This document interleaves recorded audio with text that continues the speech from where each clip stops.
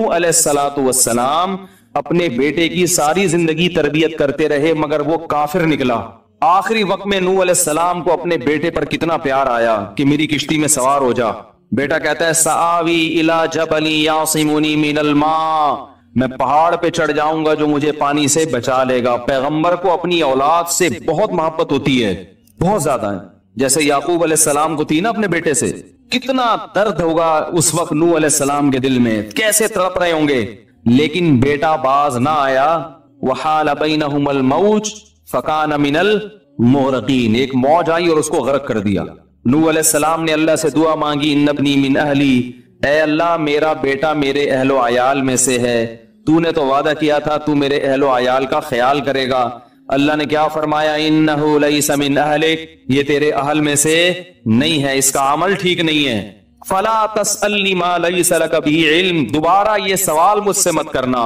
अब ये नहीं कि नूह अलैहिस्सलाम बैठ गए और ये क्या हो गया और ये तो बढ़ गया, बस नूह अलैहिस्सलाम ने फौरन इस्तिगफार किया, अऊज़ु बिका अन अस्अलका मा लैसा ली बिही इल्म, ऐ अल्लाह मैं तुझसे पनाह मांगता हूं ऐसी चीज की, मैं तुझसे ऐसा सवाल करूं जिसकी दलील मेरे पास नहीं। बस भूल गए। अब ये थोड़ी के रोते रहे बैठ के, भाई जो चीज बस में नहीं है छोड़ दो। तो हम बहुत सारी चीजों की टेंशन लेते हैं जो हमारे इख्तियार में नहीं है। पेट्रोल महंगा हो रहा है, बैठ के खामखा में परेशान है। भाई तुमसे पूछ के थोड़ी महंगा हुआ है, गम करने से अगर वो सस्ता हो जाए तो रो। मेरे पास थी कावासाकी जीटीओ 125। आपको पता है क्या बाइक थी वो, हमने भी बड़े शौक पाले हैं एक जमाने में। मैं उसमें पेट्रोल ठीक ठाक डलता था। अब जब पेट्रोल महंगा होता तो सबसे ज्यादा मुतासिर मैं होता था इससे 50 वालों को कुछ नहीं होता था। तो मैं एक दफा पेट्रोल पंप गया, मैंने पेट्रोल डलवाया उसमें, तो उसने कहा वो 5 रुपए पर लीटर बढ़ गया है। मुझे बड़ा गुस्सा आया। मैंने साथ वाले से कहा, मैंने कहा यार ये क्या मजाक है यार, हर थोड़े दिन बाद 5 रुपए बढ़ रहा है, तो आपको गुस्सा नहीं आया? उसने कहा सिर्फ मेरे लिए थोड़ी बढ़ रहा है, पूरी कौम के लिए बढ़ रहा है ना। तो मुझे उसकी बात बड़ी अच्छी लगी। उसने कहा मेरे अकेले के लिए बढ़े तो मुझे गुस्सा है, सबके लिए बढ़ रहा है तो चलो ठीक है। उस दिन के बाद से अब तक पेट्रोल बढ़ने पर मुझे गुस्सा नहीं आया। मैं यही कहता हूं यार मुझे टेंशन लेने से क्या मिलेगा, 100 रुपए लीटर बढ़ जाए, ज्यादा ज्यादा ये होगा, बहुत ज्यादा बढ़ेगा तो गाड़ी बेच दो।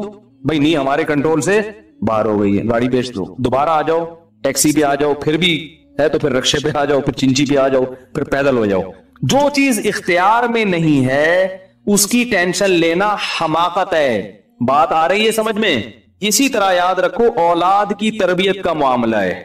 हमारे यहां जो लोग नए नए दीनदार बनते हैं या पुराने भी, वो चाहते हैं मेरा घर 100% खुलफाए राशिदीन जैसा बन जाए, जबकि बेगम पे कंट्रोल नहीं होता, वो अलग सिंक में जा रही होती है। अब आपने डंडा चलाना शुरू कर दिया, बच्चे बागी होना शुरू, वो बजाय दीन पे आने के अब्बा को मखंचू समझना शुरू कर देते हैं और बगावत फैलती है। तो भाई आप एतदाल से तरबियत की कोशिश करो, हो गई ठीक है, नहीं हुई हमसे नहीं सवाल होगा, हम जो कर सकते थे हमने कर लिया। तो हमने ना बहुत सारी चीजें, ये हो रहा है मुआशरे में गलत, ये हो रहा है, वो वाले वो जमात क्यों आ गई, वो जमात क्यों आ गई, वो फला फिरका क्यों बढ़ रहा है, ये वाले क्यों कम हो रहे हैं, वो जोर से आमीन क्यों कह रहे हैं, वो आहिस्ता आमीन क्यों कह रहे हैं, ठीक है ना, वो रफुल यदैन क्यों कर रहा है, वो रफुल क्यों नहीं कर रहा।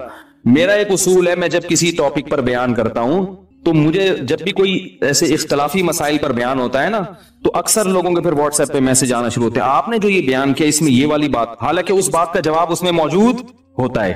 तो मैं फिर मजीद जवाब नहीं देता, मैं कहता हूं पूरा बयान सुने। वो फिर जवाब भेजते हैं कि हमने पूरा बयान सुना है, मैं कहता हूं दोबारा सुने। कहते हैं सुना तो है, मुझे जवाब नहीं मिला, जबकि मुझे पता होता है जवाब उसमें है। मैं कहता हूं तीसरी बार दोबारा सुन, क्योंकि इससे ज्यादा कि हम मुकल्लफ नहीं। अब यही थोड़ी कि एक ही चीज को लेके फिर वही सवाल, वही जवाब, वही सवाल, वही जवाब, पब्लिक के पास तो टाइम है, वो तो करते रहेंगे और आपकी सलाहियतें बेकार जाया होती रहेंगी। भाई हम जो एक टॉपिक पर बात की, पूरा कवर किया उसको, मुझे अच्छी तरह मालूम है आपके इन तमाम सवालात का जवाब उसमें मौजूद है।